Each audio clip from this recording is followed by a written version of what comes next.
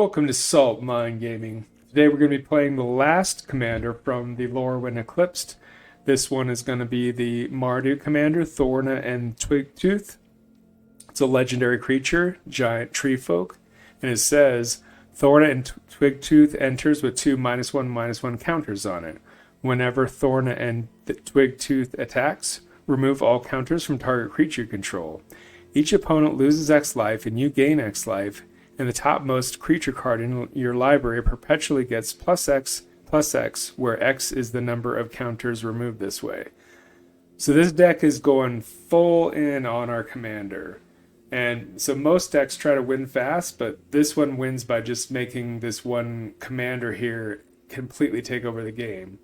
So the idea for this deck is it's a blight counter deck, and everything revolves around the commander. So we play our 6/7, we shrink it to a 4/5 with blight counters, and then with some of the other blight synergies in the deck, we're able to make it a bit smaller, and somehow that makes it stronger because the more blight counters you put on it, the larger life swing that you're able to apply to the opponent, and puts them under a lot of pressure really quick. So as long as it sticks, we're getting a 4-point life swing every turn while still swinging for 6. So with the Blight synergy, we don't just stop at one counter, as I said, we stack them. And then with cards like Blight Rot, Blighted Blackthorn, Requiting Hex, and Bog Slither's Embrace, we just keep loading up on those Blight counters. And then we turn every attack into a bigger and bigger swing and more pressure. So now our weakened commander is actually draining more life, hitting harder, and snowballing every turn. And if they can't answer it immediately, the game just slips away. So with this support, we're running tons of board wipes as I typically do. We've got Farewell, Ruinous Ultimatum, Vanquish the Horde, along with some counter synergy board wipes that scale really well. Our opponents are typically have smaller creatures, and we can Toxic Deluge away their board and keep ours. So these are just the vegetables, though. This isn't really what the deck is built around. It's just allowing us to do what we set out to do, is just swing hard with this commander and get value and remove everything in sight until we win the game. So this deck is all about turning downside into inevitability, because in this deck, I'm making my creature worse, but it's actually how I win.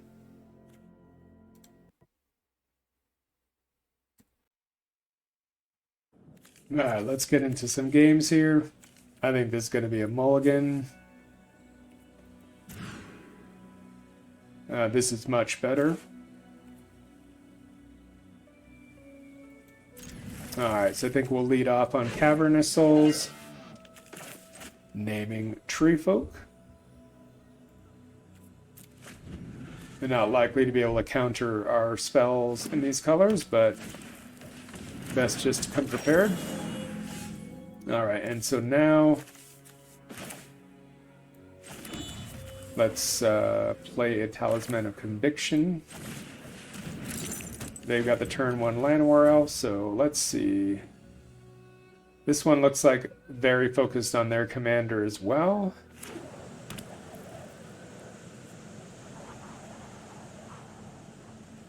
So typically what I think I would do in this kind of deck is I would just load the deck up with gigantic creatures, and so that would mean that every time I swung with the commander, I would get some other gigantic threat. So here,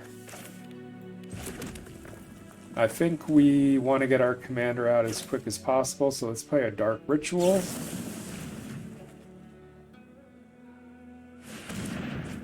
And that should let us play Thorna.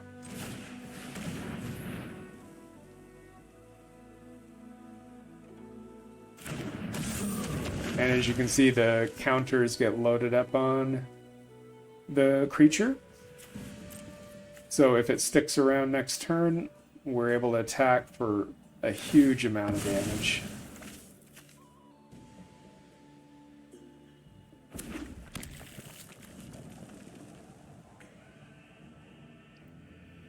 All right.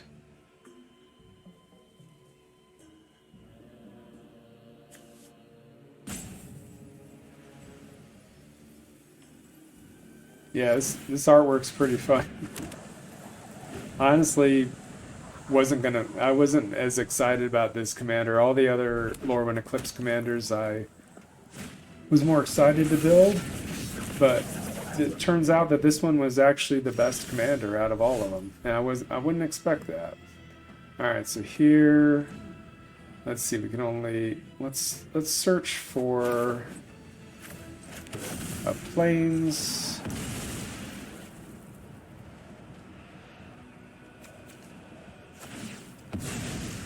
Alright, looks like they sacked their land in response. I don't know why they did that. Just to mess with priority, I guess. Okay, so we've also got this guy, which has some Persist synergies in it. Alright, I think I'll play the Chromatic Lantern, and we'll hit him for 6. It's doubtful that they're going to block here. So the commander's Blight counters come off, and then it hits, and you can see that's just a gigantic life swing here. So they can't play the commander this turn. And the more creatures they put out, the cheaper Vanquish the Horde's going to get for us if we need to do that.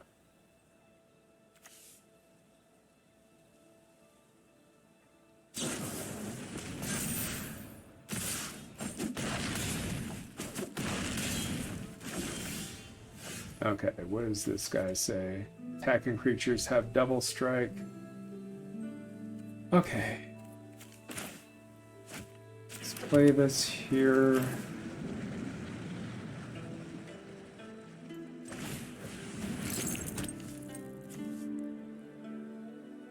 I think we play out Eirdu.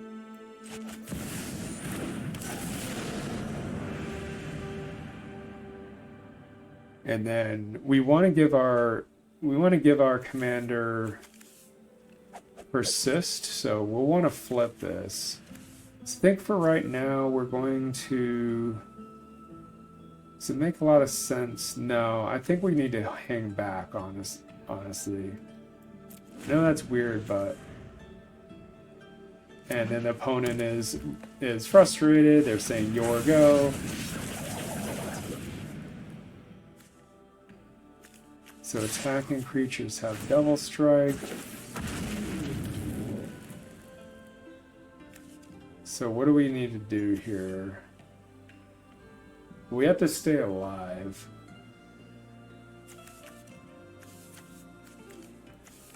So we can block here, we'll take some damage. Gain some life back from Eirdu.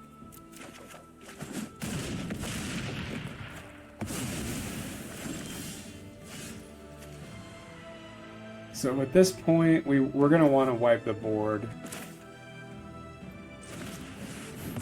And this is why we run so many board wipes, because we need to slow them down. And we need to slow the opponents down so that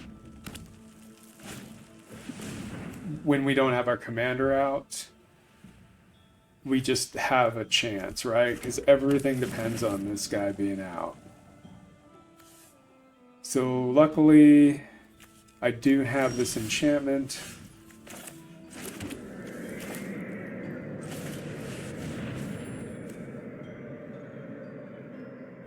And so what I might need to do here is I might need to take a hit from Raph and Mikey. And I guess hope that they don't have anything gigantic, but yeah, we could be in a bit of trouble here. I guess it really depends on what they get off the top. That last thing was kind of just okay.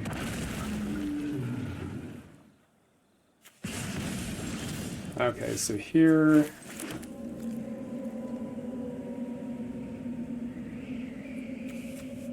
I think we're going to need to exile this thing. And so the reason why I'm thinking that, because yeah, I'm at 9. So let's Blight onto our commander. So that exiles that. And we hit him for a larger swing here. So that gives us a little bit more comfort level, but we're just top decking here, unfortunately. We could die right here, depending on what they flip off of their commander. Alright, they hit a Bristly Bill. And here, we're going to need to cycle this land and hope to hit something. Okay, that's a good answer. So, we'll hit him for 6. Nothing will trigger there, but we will be able to kill everything. So I think we want to exile what?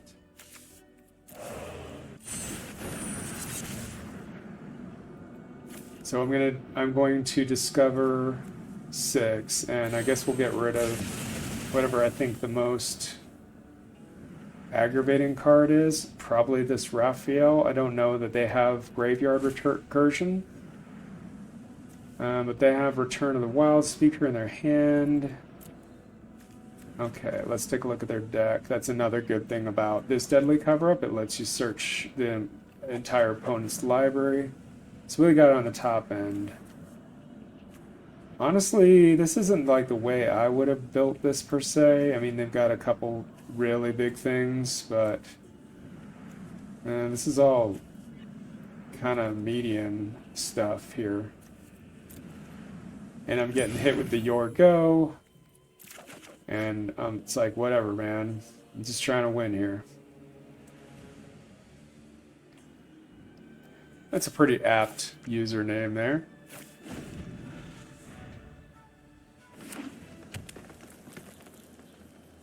So they're unable to play their commander. Alright, so this is going to cost us 8, so... Okay, so we have just enough to play Thorna.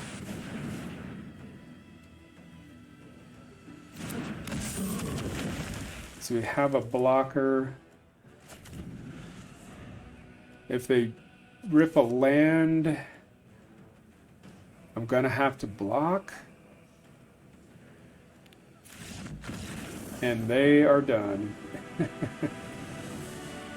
Oh man, that was awesome. I love beating people that are frustrated and give me the Your Go and stuff like that. That was classic.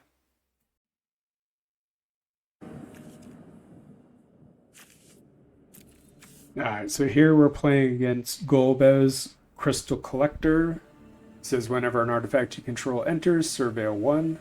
At the beginning of your end step, if you control 4 or more artifacts, return target creature card from your graveyard to your hand. Then if you control 8 or more artifacts, each opponent loses life equal to that card's power. Okay, so it's some kind of Dimir artifact build.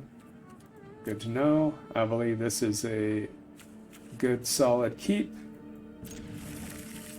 Probably play Elegant Parlor on turn 1. Do we need another land? I think we'll keep it.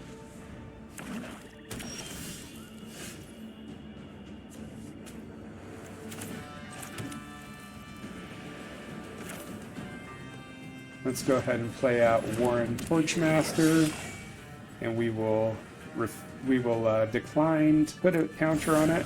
I really want to put this on my commander. Alright, so let's search for a swamp here.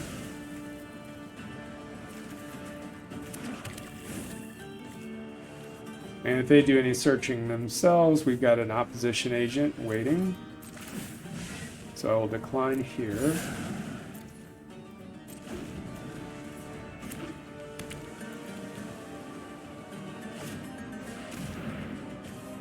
Alright.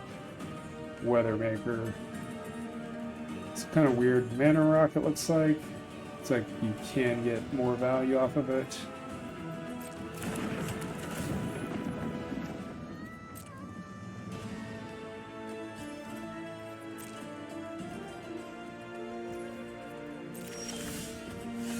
Alright, so here, let's go ahead and shock in Godless Shrine. Let's play our commander.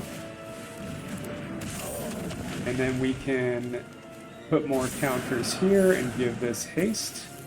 And now we can attack with a 6-point life swing. And it's really doubtful that they'll block here. So they're getting hit for a giant chunk of damage. You can see just how impactful that attack was. And how good just having a random blight creature in the deck was. Alright. So it looks like they are trying to keep blockers up, so we will continue to ramp.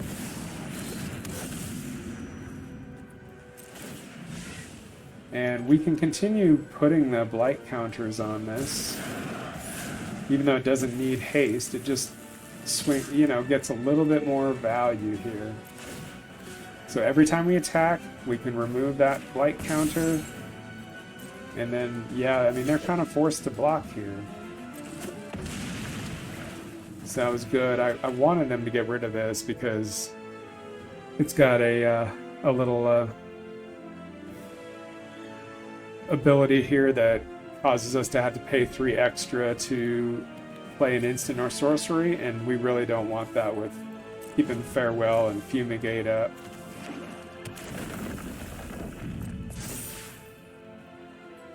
So again, we're always looking for them searching, and this is fine. I'll put this back in the command zone if they'd like to attack. That is fine. Sink here.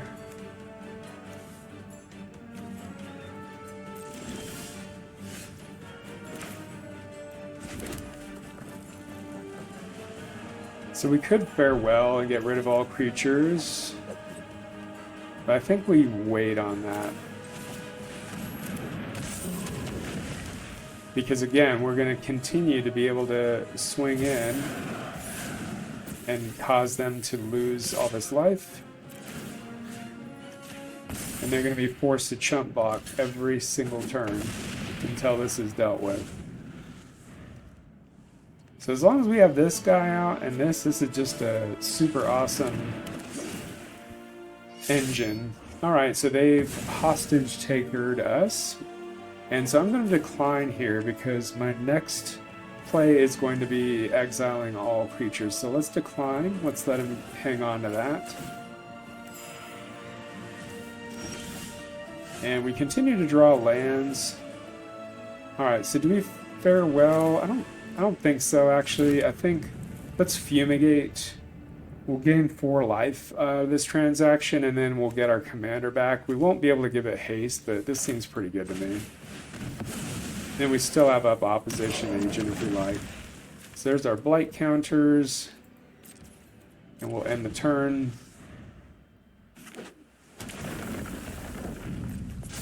And yeah, so they lost all their creatures there. And this is fine. Alright, gain control of up to 1 target artifact, so we'll be losing our Terminus. That's fine. By the time they get to Chapter 2, they're going to have taken a ton more damage. Alright, so here... Now, this is actually pretty good. So this Cinder Strike says, as an additional cost to cast this spell, you can Blight 1. It deals 2 damage to target creature. It deals 4 damage to that creature instead if the additional cost is paid. So yeah, let's Blight.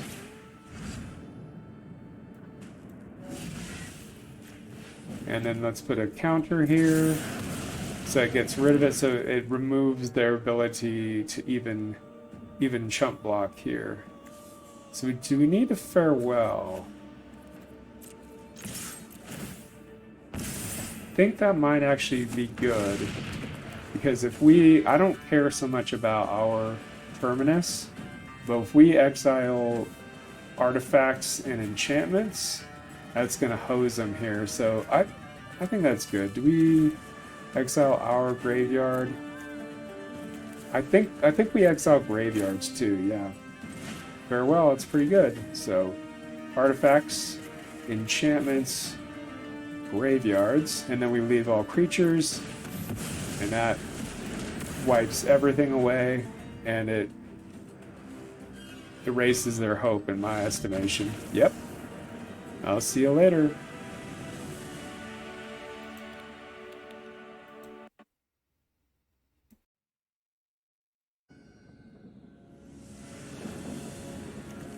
Alright, looks like we're going up against Super Shredder, which depending on how they built this deck could be pretty annoying and quick. It reads, it's a 1/1 for 2 mana. But Thomas, you say, it's only 2 mana, it's a 1/1, what problem could it be? Well, you built an Aristocrats deck, meaning you're sacrificing permanents left and right, and you're getting rid of my permanents left and right. This little son of a bitch is going to get really big really fast, so... Luckily, we do have up Requiting Hex, so I think this is a good keep just because of that. So we don't have any early ramp, but we have a couple of early plays, so I think this is good. We'll lead off on black with the Grim Climb Pathway. So when they play Super Shredder, we'll be able to exile it straight away. Alright, so let's not play that, because it comes in tapped unless you control 2 or more other lands. So let's play our Mountain, and then Talisman of Conviction. And so we won't be able to play the Requiting Hex on curve. But I think what we'll do instead, then, is we'll play a Smothering Tithe. And what that'll do is it's going to force them to slow down, right? And if they do refuse to pay here, I'll have Requiting Hex up. So yeah, it looks like they tap down, gained a life with this land. They got Shadow Spewer. Alright, so still... I think it's worth it to go ahead and play the commander. Or actually, let's play the Murderous Redcap. That's a removal spell on a stick. And it has Persist too, so if it dies and it had no -1/-1 counters on it, return to the battlefield under its owner's control with a -1/-1 on it, so... Yep, and they are still paying the 2, so we're slowing them down. And that's perfect, that's what we want. So, we'll go ahead and play Thorna. I do realize they could have a 2-mana removal spell, but... the deck's really built to be resilient. But the more that are, if people know to remove the commander on site, the deck gets a lot worse. But I have so many other synergies in here that it really does a pretty good job. So this has Death Touch, so let's think about this. Okay, so this is actually perfect. I'm going to save this Spiral into Solitude for later, and I'm going to just instant speed do this. I'm not going to try to pronounce that card name, but long story short, it's going to get us 2 more Blight counters, and it's going to destroy... Oh, actually, we can do both. Oh, this is so awesome. I didn't read the entire card. This is fantastic. So we got rid of their Demon with Death Touch. We also got rid of Shadow Spewer. Now we're going to be able to hit really big here. Removing all counters. Yeah, this deck is just a powerhouse. I was really surprised after building this, like how good this commander is. Alright, so they play Super Shredder, and what I'll do at instant speed here is I will exile it, and we'll Blight on the commander once more. I mean, they're in really bad trouble now. So let's see. We can play this tapped. We can play this Kindred Enchantment and Blight. And we'll do that, and then let's get some goblins out of it. And they are so close to dead now. And they're getting taxed by the Smothering Tithe on top of it. And now they're refusing to pay, which makes sense. Okay, so they are going to destroy our commander. But that's fine because now we can just swing for lethal because we'll just play this Spiral into Solitude.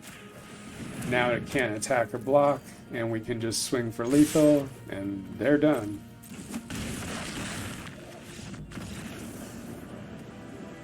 Alright, well, I'm just going to play 3 games here, so that's going to be the third. I want to keep it short and sweet this time, and these games really capture just how powerful the commander is. Thanks for watching. I'll see you on the next one.